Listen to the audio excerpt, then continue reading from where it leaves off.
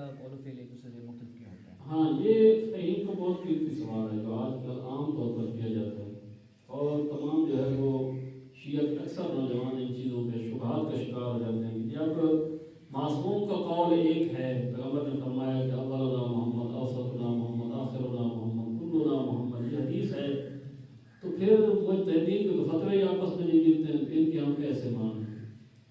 یہ بالکل اہم سوال ہے۔ تو یاد رکھیں، نبی جو بھی حکم بتاتا ہے وہ پروردگار کے عطا کردہ علم کے مطابق ہوتا ہے، اور نبی یا امام جو بھی مسئلہ بتاتے ہیں اس میں غلطی کی گنجائش نہیں ہوتی۔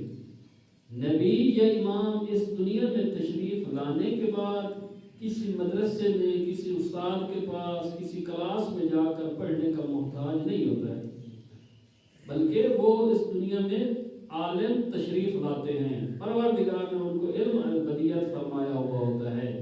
اس علم کی تفصیل کے بارے میں اختلافات ہیں اپنی جگہ پر، بعض فرماتے ہیں کہ ان کے سینے کے اندر پروردگار نے یہ علم رکھا ہے، بعض نے فرمایا کہ مصحف فاطمی کے اندر، یہ ایک الگ بات ہے۔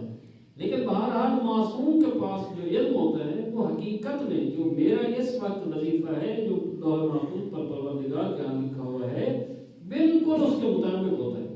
اس لیے جو بھی معصوم بتائے گا ان کے قول کا بھی تضاد نہیں ہو سکتا ہے، اور اسی کا نام عصمت اور معصوم ہونا ہے۔ اسی وجہ سے وہ غلطی نہیں کر سکتے، جو ہمارا نظریہ ہے شیعہ مذہب کا جو کہتا ہے۔ مجتہد بالکل اس طرح نہیں ہوتا ہے کہ وہ معصوم ہو اور وہ جو ہے اس کو کسی علم حاصل کرنے کی ضرورت نہیں، بلکہ نہیں، اس کا علم اکتسابی ہوتا ہے، علم حصولی ہوتا ہے۔ وہ مدرسے میں جاتا ہے، وہ اساتذہ سے پڑھتا ہے، وہ بحث و مباحثہ کرتا ہے، وہ کتابیں چھانتا ہے، اور پھر جا کر وہ متعدد کتابیں بحثیں کر کے اپنے شاگردوں کے ساتھ مسلسل بحث و مباحثہ کتنے علوم میں مہارت حاصل کرنے کے بعد پھر جا کر وہ یہ نچوڑ نکالتا ہے کہ میرے اس تحقیق کا نتیجہ یہ فتویٰ ہے۔ لہٰذا اب وہ اس کے پیچھے نظریات ہوتے ہیں، اس کے پیچھے آئیڈیالوجی ہوتی ہے، اس کے پیچھے پورا بیک گراؤنڈ ہوتا ہے، جس کے مطابق وہ فتویٰ دیتا ہے۔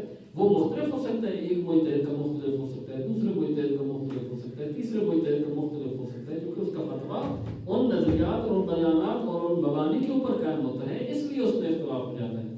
اور یہی مین چیز ہے کہ جو ہمیں بتاتی ہے کہ معصوم کی ضرورت ہمیں کیوں ہے، کہ جب معصوم موجود نہیں ہوگا تو پھر ہمارے دین کے اندر یہ اختلافات ہو سکتے ہیں۔